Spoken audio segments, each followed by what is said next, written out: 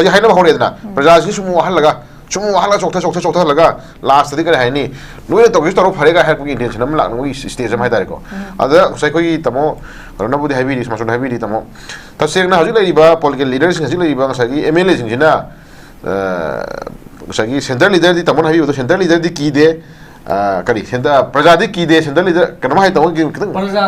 praja ki ba central leader ki de hai ne ba ai no hai jana ngai dina praja si mi udre ba tamo ko central leader ki bai ne ba ngai play to ndri se kan central tak na ro kan da i he tan thupira kadra kau thupira kadra lang thupira kadra khan ba gi moi ki lai ne ba maram di haju lai stage ji tamo majority oira ga ke do gi central sa sem mo dino ko nam ni ko tamo ko adi noi na saka sem ngam mo do ga di ko tue ai ko regional party sem ga ma ha sa thu ga to adum bhoka jo ko to ko ga pramane to praja si ki bai tar ga di praja ki bai tar ga di na ha praja si ki bai tar ga di nahan na moi ko che je hono ne ba tamo praja gi awa ba khangde praja gi awa ba ude praja na sahi kuki sahi ani no moi ka pa ji moi asi intention mai da leite moi central leader na ha ko wa do pia ma tang na thang mi ge thaum thang ge mai thang ge noi dum yo si mak se ne noi ma se dum kha hunna layu tong na layu ma tau ma lan ji dum ha bi drama am char ka praja ji dum ai ko gi ngau thoi mo tham se praja ji ta sing thang mo chi mu shi ba praja gi awa ba khang ba praja gi sentiment khang ba tawri ko ki na ko terrorist ji gi tawri cha thim yam ni khang goi tar ga di na na praja gi interest ta tamano hi pramani ko moi ko chen honor do ne ba tamo adu gi honor ri je ta sing ta ga di moi central leader ta sing na agi leader sing ki ba gi kan na ngang ro ju ai ni hor minister piro idra kan na ngang ro ju na tu ha ka ba gi ki ba le na agi leader do ne ki ba heman gi dana ko manipur praja gi awa ba se usen bi ba ngam da gi ngasi ba do sara se ngam da ne ba do adu la to re last point dana moi drama kha le re drama kha le ba chudi miyam kam ha mi si di sahi ani hidla ba ji ba buda ngasi ba buda kuki gi MLA sing na ngang ba haining ma haiba hai shu mangai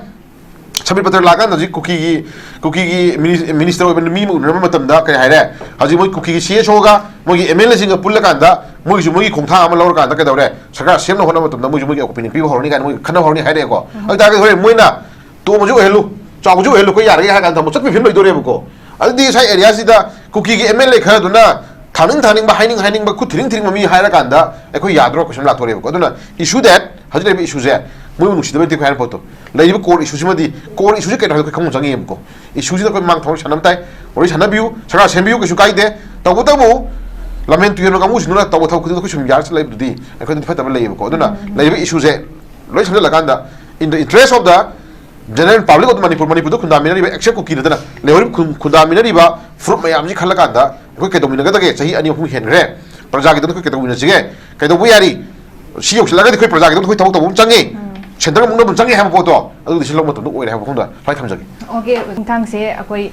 lengak sem gani no ji tong na rei ba adu ko mo gi kanu hai ta re ni hujik play de iba kanu situation se kamaina yeng ba yai thang se ahan mada knowledge window yang biri ba manipur ko kai komisari ne na sigi penetration engine biri ba gi tamos tomsa general bucket ko ko tomsa madi tomsa major madi khoso biri bi chen churbla or sak ne komisari surla ma si toina ngani ngai oide ko ngai oide adu ga sigi issue je koina haje koina khana ga dobi issue ji hoi nga sigi issue je no maru ena ko lobi in other sense no tabu masi issue ji nasi praja gi koina praja gi sati injer khatare ko praja mo nei praja gi sati injer kan nasi as a political party mo ina laiba political party sing paladi ngang jero ko ngang jero habdi party gi ideology na party principle hadna matungali aduga mareba nungsiba ko mafrut nungsiba jati nungsiba na tagana mareba ki pot na mato ha basna mi kha poli ko hadi political party khuding makta blueprint nama pira kanda si to yani yaro adu da ka su mak to ko su leite first nation ko leba ki kai to thok tar ga di madu leba ki thok to bu madu lona su yai dena mana madu miya mioi la kuntra ka tar hai tare ko koi hinjari ba to ko sagi chamchamba sagi manipur yo na population je koina last 2014 gi koina asia gi report mo koina yeng ma to na du gi laiba population ni kan 36.49 lakhs me ade ko ji lai ne approximately ko low bi ko so to correction accurate na su ko so na yam graba mioi lak yam graba ha di state gi ne yam jare adu atop to leba sing yeng ga to state sing yeng ga di ka chum sing yam jaba leba na te ko ji ko sena chade adu bo kendra amamda mioi lak so mioi lishing kun gani pan leiba kuma pan leiba kuntra leiba yama bada kuntra mai leiba tamoko ke na khadale jab khara jingi oi na represent or kar MLA jinjina magi mari kai ra magi jati ra mai furup singjigi oba ma ko le area du chakot thorang na tra na punsi na landum ngak sen ge khamang chakot na ba khona gi haibasi adu gi dokta miyam gi leader sa khibanga ta ne ba ko adu sai area si da sai ngasigi le ba topic sigal na hang video question na lakchara kanda haji lai sidi ta sena PR tham gi basidi PR election gi basidi sina ine public amani jabani PR election gi basidi jen shubla basidi ta sena lagi henge hong yang na hen pot amani ko masidi le heng yang le hen pot amani habadi ta sena lai bidi ba ruling party ki lebi ba BJP ki lebi ba dugumba masagi mogi party ki mi masing hai tare ko number masing si BJP ki na kari ji punna 32 kari ni ko 32 kari ni se independent da moi ohom kare adagi NPP da moi tare dam kare ko adagi KPA ki da moi ani makai then naman amu ke dore congress da moi manga kai so congress ki manga kari ba NPF ta sumoi manga kai ko soina somai la kan si da congress ki kari ba JDU ki da sumoi mi taruk kari ni ko JDU mi taruk kari ni ado na different parties में हमगी JDU की तरु INC की मंगा अदगी NPF की मंगा अदगी से NPP की दा तरेट KPA की दा अन्नी अदगी independent अहुम को सोना कारी में हम जंगे all party खुदी मुझ से BJP का मकुम फरक सभी रिपोर्ट हम मोरी नियम को अदना हाई बा अतो पार्टी दे कारी बा MLA सिंगे पुंसल लगान दा BJP कुंठाई दे काजा रिजी की मनुंग प्लस लगान दा लेमहोरी जी 60 और 60 की मनुंग दा लेमहोरी जी सुपनगी opposition party le hori manga ngai le hori jendra opposition le hori je ado independent le ba independent ka mo mi ahum ji manung da dum haidi support to ga su yamna phone to kam khari yawren khala ba buda adum aya manadi BJP re support ruling government support khla da samina party ne yam oire ko sigi manung da ji sahi ani apung phara ba koi gi kuki terrorist kuki drug mafia kamu manipur thuai na sili basing manung da ko achok ki role lori ba kuki MLA tara ko tara ji BJP ma sadai ka ba dugum ba MLA manga am phone yauri ko adagi den KP de ka ba ani ma adagi independent ka ba ama aduga JDU de ka ba mo ani koi pulaka no moi tara ji ngasi manipur thuai na sili ba ko ado BJP gi si ko haijen ningi de na sai area so haijen ningi sina makoi mi manga ji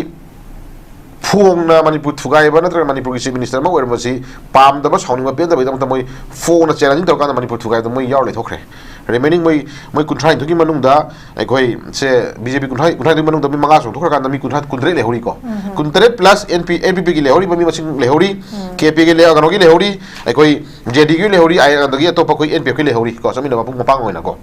sai ki area so ka hajen ngi da chahi ani phung pharak basi ai yamna surprise hoina khoi nwa ki da basi ke noi ta ga di action subla basi da honorable chief minister obira ma hana khoi gi to biren si yam thajda ma si yamna lang mar tu da yam thajda surprise na date 9/2/2025 ta ma ku ta ma resign ta governor da pira kan ko governor ma chi pira kan da ma gi lei colleague me am chokla kan da khoi resign ta ma sai khoi question khara hangba ya por khara lei ko kuki terrorist na pamakpa मोना तालक demand की मनुंग दा CM resign to go bani then adagi then sagi aspat kham ga do bani adagi PR chan ga do bani haiba moina parma demand mayam gi makta sigi haiba maru be ina mayam ji dum pallaga iro rex poram oye ko aita ga di cookies na pami demand du PR na bagi tamta na tarana mo apama demand du kha indra na bagi tamta CM resign to holibra question ma ko then na takana manipur gi issues ji manipur gi irang ji lotion ma ya na bagi tamta CM resign to kan da PR tham libra thay question gar khang praja mo hang na gi be lei ko ada hali shumangai ai targa di lei bi irang ji lotion ma pam gi damakta CM resign thon ne targa di lotion lo na ji PR le na lotion biro PR le hoji PR to to no thong ti kai no everything gooding mak as far logi against la targa di moi thok to ni hairam ni to ro go ahead thau mo phare hoji ko kai to ri ba then amana mo cookie sing na pam demand ni manung da CM ji resign to du moi apam agenda mong yaw le hairam ni na CM resign to re moi ka do bang si mo chena to di ba mo moi ka do moi muk ta ka ting si bo ada sugum bagi lei ba political dramas ni manung si dai khoi su hang ku sing khar lei praja moi na ko then am sai area si da khoi whatever congress na BJP khoi ur ngang ji de ko in person na mi du magi mentality mai oklan khoi yang hajirak bani mai yo me am si mak to well qualified matik cha ba adagi amna ngasagi intellect oi ba yamna hisu me am su yauri ko adu bu leiba ki hamis station la kan di leiba ki hamis film la kan di haji sai area si da absolute majority phanga lei ba du makari MLA sing ko then na opposition ko asi sai area si da leiba ki film si yoksela bani na ai khoi ki frame lo win matam oire ga na haiba ki bokhlon je thadara da kai kino si question ko hangjabani ko samit patra la kan sai area si da samit patra la kan da ho ngal re mong unna ngare mong thibna te moi sanai ba lira me am si da ngasi PR sina Manipur Praja sing da tasengna aikoi cookie sing la natragana cookie sing na thai badugumba ya mo ta thok sing manung jida PR thamjalakan da ing tap badug mangasi koina popular government na sembiu government na thambirakan da ngasi lebaki badug thok to hai di tasengna mai government semaning ba seman de khum natri bako PR le khara phagadra khalaga da PR le kan da ngasi mausa adum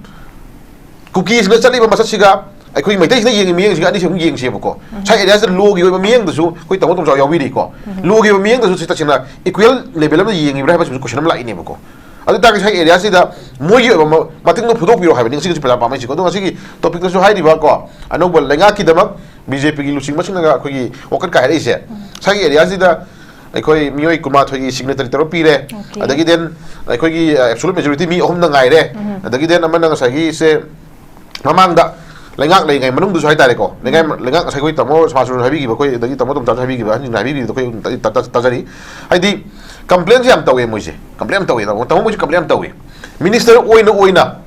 minister paina ai mamu thade haja gi roi ko hai se moi unu sidabe ko haibna te ko minister mo oiraba MLA ma kar ga minister mo oiraba sanga sanga pai ba yaura ba du mamiyo ma na masagi Leingak tu dam onjala kan da ko Leingak gyan taw ko Praja yang wara bani ga hai ba kui complaint su am ta gi ba tamong paper ko usagi bani ko asi sidai ngak palai tamo ko ado su ma yam sidai koi praja sing ngasi hingi ba punsi mai je praja sing ngau thame ba ji ko praja sing ngau thame left chali praja haji mudi wate chai ani gi lam famji da ji MLA oina maming oina post oina pai le jara ga su haji koi thawak to bangam de MLA sarkar le ngai da su MLA khara de koi da power sin de ha MLA sim yawi ko de namana sagi area si da sai koi jirin da torop sari moi phang tho benefit dum phangi ko wari ji kana no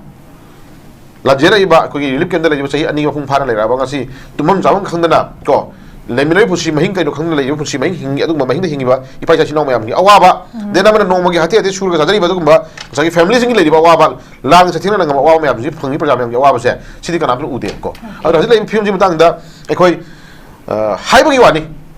tasengna Hajit lady by MLA sing na mathamo sing na guts laina leba ku jati bu nusibu taragadi hayma government sema ku urute ko ko hai ku popunje dena mana sema yaro haragana miyam gi interest da ko masari jain to thudar e pramani ko mukhai ram sangi ko adura ta dana sai area sida protocol gi matung na tarna magi oi bang sagi official norms gi matung na si thari adu madu bala bhara bar phara phara lagi ori ni ko adu ta sai area sida kari gum khara Praja Singi Kanda Mong the Talker Tony have some have said Praja Ubale, Koduna, Pin the Valley, I don't know how you go in the I opinion, they are how you go in a Saka Semi is later. Tataruk Batam Piri said Tataruk Sigi, once a Henoki Taragadi, Hanagi, Emily Gitamo, no disqualified of Twitter Permane, Tataruk Taragadi, Piano Sangatagadi, Tataruk Hansade, they come to it. Had the Emily Pose, Lehenda Vita Nego, so to correction Nico. I target Tataruki on the same Honapoma. Yam to the Tataruk Sigi PRG, Tataruk on the same Honapoma. Natragana PRG continue like Yama. Go. See that how you get within this month. The next month, the Koi Sarah Shimming intention. As I lady by MLS and Gigi interest, the Yanganda to join the Tashimani. Namatan Tashima Taza the Udi, but the Mogi got set. See it when a Sarah lay before. But Tang Tashim the Tashim, I quit Emily Kunze, Giant Tony, Highway Boy Stadri. Part of Nias,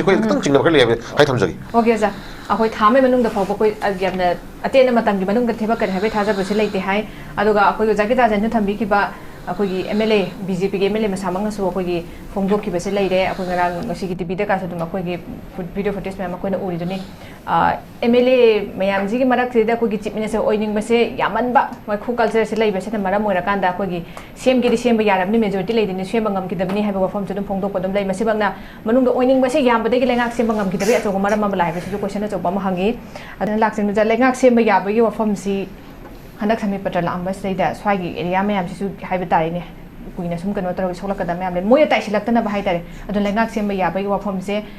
thamam bana oidori bra handak se ko sem na ba kai na ga